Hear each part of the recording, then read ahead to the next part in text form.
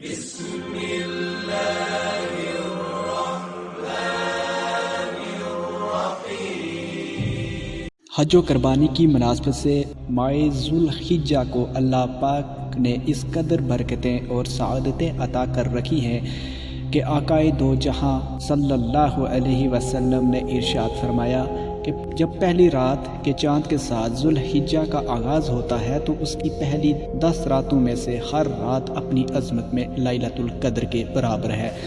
لیلۃ القدر کی مناسبت سے جہاں ماہ رمضان المبارک کو منفرد شان والی ایک رات لیلۃ القدر نصیب ہوئی جس کے اندر چند سعادتیں اللہ کے بندوں کی مغفرت اور بخشش کا سامان لیے ہوئے وارد ہوتی ہیں اور جن میں اخلاص کے ساتھ بندہ اپنے رب سے جو بھی بھلائی طلب کرتا ہے وہ اسے عطا کر دی جاتی ہے۔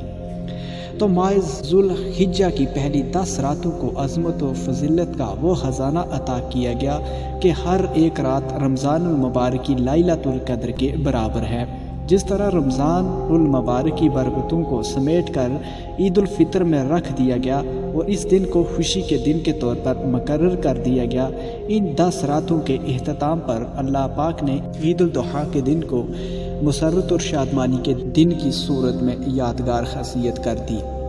اس دن کو عام الفاظ میں قربانی کی عید بھی کہا جاتا ہے۔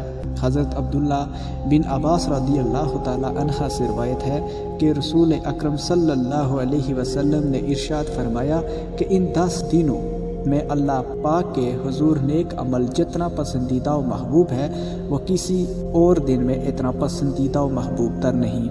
صحابہ اکرام نے عرض کی حضور اللہ پاک کے راستے میں جہاد بھی نہیں؟ فرمایا جہاد فی سبیل اللہ بھی نہیں، ہاں وہ شخص جو اپنی جان و مال کے ساتھ نکلا اور کچھ لے کر گھر نہ لوٹا۔ حضرت ابو ہریرہ رضی اللہ تعالی عنہ سے روایت ہے کہ رسول اکرم صلی اللہ علیہ وسلم نے ارشاد فرمایا کہ اللہ پاک کو اپنی عبادت بجائے دوسرے اوقات و ایام میں کرنے کے عشرۂ ذوالحجہ میں کرنی محبوب تر ہے۔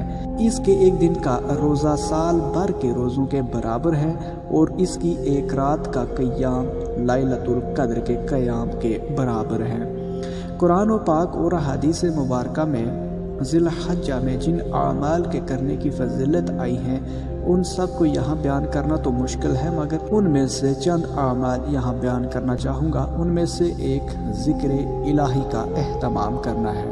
اللہ پاک نے قرآن مجید کی سورہ الحج آیت نمبر 28 میں ان 10 دنوں میں اپنا ذکر کرنے کا خصوصی طور پر تذکرہ فرمایا ہے۔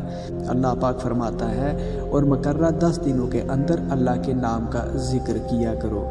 اس کے علاوہ ان 10 دنوں میں کثرت سے تکبیر و تحمید کہنا بھی خاص اعمال میں شامل ہے۔ چنانچہ نبی اکرم صلی اللہ علیہ وسلم نے ارشاد فرمایا کوئی دن بارگاہ الہی میں ان 10 دنوں سے زیادہ عظمت والا نہیں اور نہ ہی کسی دن کا عمل اللہ کو ان 10 دنوں کے عمل سے زیادہ محبوب ہے۔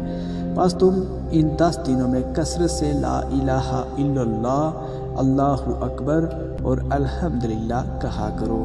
اسی طرح ان 10 دنوں میں صالحین بھی اس عمل کو بہت اہتمام سے کیا کرتے تھے۔ ان 10 دنوں میں حضرت عبداللہ بن عمر اور حضرت ابو ہریرہ رضی اللہ تعالی عنہ تکبیر کہتے ہوئے بازار نکلتے اور لوگ بھی ان کے ساتھ تکبیر کہنا شروع کر دیتے، اور اگر کوئی شخص قربانی کا ارادہ رکھتا ہو اور ذی الحجہ کا مہینہ شروع ہو جائے تو اسے چاہیے کہ قربانی کرنے تک اپنے ناخن اور بال وغیرہ نہ کاٹے۔